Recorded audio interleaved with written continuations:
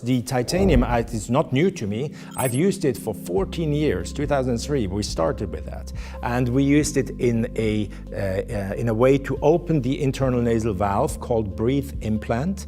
And that breathe implant has been highly successful in our hands.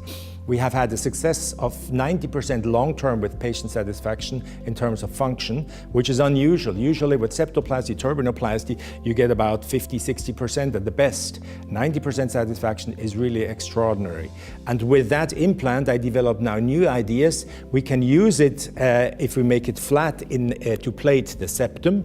If we have a fracture line in the septum, we want to take it out and bridge it. With that, it's fantastic, it's very stable. Or if we have a tension in the cartilage and we want to straighten that out, to plate it with that breathe implant is really greatly helpful. And with that idea, I also developed now an implant of the lateral nasal wall to stabilize the external nasal valve. And so far, we are also using that breathe implant, bend it in a curvature to fit the piriform aperture, and that stabilizes the flaring, the vestibules on there.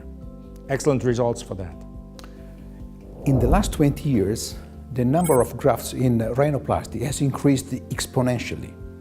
So we have seen many grafts published and talked about in meetings, but very few of them are still valid. For instance, 20 years ago, everybody was using the shield graft.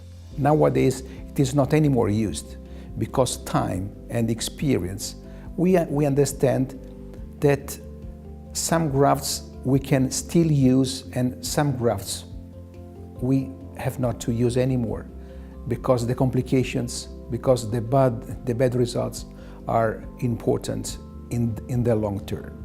So now the idea is selecting the grafts that have much more predictability in getting not the short-term result but the long-term result.